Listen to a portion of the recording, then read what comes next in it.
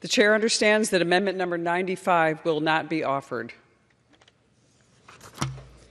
In order to consider amendment number 96, printed in Part A of House Report 118-261, for what purpose does the gentleman from Wisconsin seek recognition? We have an amendment at the desk. The clerk will designate the amendment. Amendment number 96, printed in Part A of House Report number 118-261, offered by Mr. Grothman of Wisconsin. Pursuant, Prohibits funds to develop, the gentleman finalize. will suspend. The gentleman will suspend. Yep. Pursuant to House Resolution 838, the gentleman from Wisconsin, Mr. Grothman, and a member opposed, each will control 5 minutes. The chair now recognizes the gentleman from Wisconsin, Mr. Grothman. Thank you. My amendment number 96 prohibits funds to develop, finalize, issue, or use assessments under the EPA's Integrated Risk Information System, or IRIS program. The IRIS program has never been authorized by Congress and was created by the EPA out of thin air in the 1980s.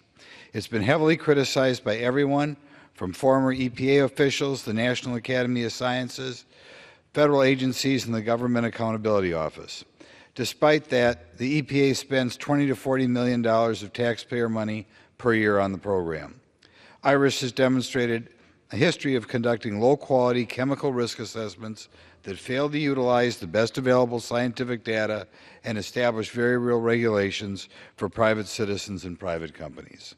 EPA has targeted a number of important chemistries, including formaldehyde, uranium, vanadium, critical mineral, ethylene oxide, sterilization of medical equipment, and naphthalene to shut down oil production, as well as others. IRIS risk assessments have been put forth at the expense of American jobs and cost public confidence in chemistries that are critical to the activity across many sectors of the U.S. economy, from agriculture and furniture making to transportation and national security. Bipartisan concerns have been raised repeatedly in Congress about the failure of the IRIS program to utilize sound science and broad input in its evaluations. These concerns have been largely dismissed or ignored.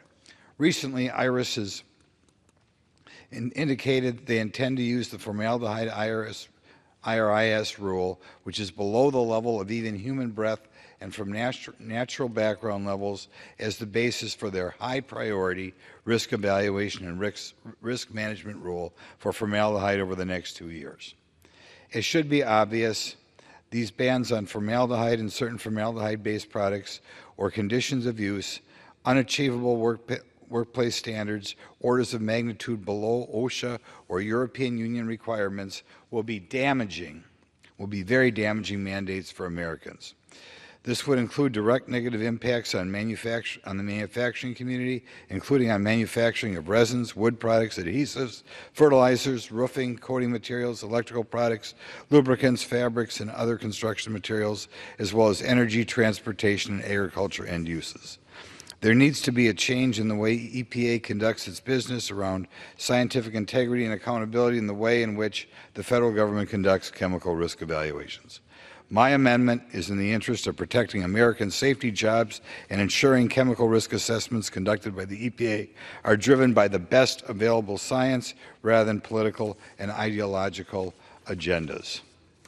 I reserve the balance of my time. The gentleman from Wisconsin reserves.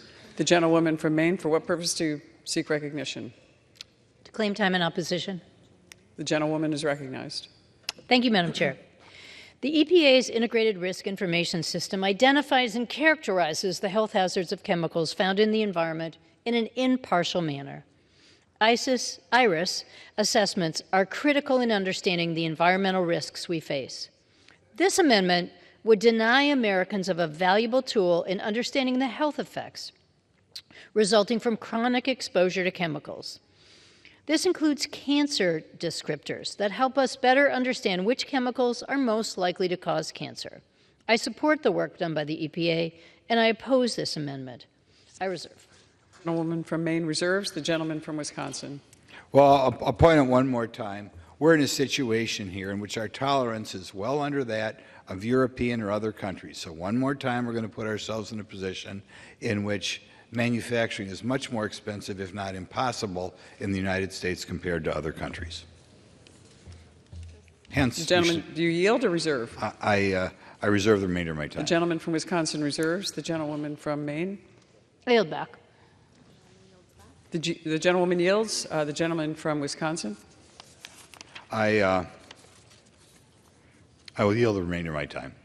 The gentleman yields. The question is on the amendment offered by the gentleman from Wisconsin. All those in favor say aye. Those opposed, no.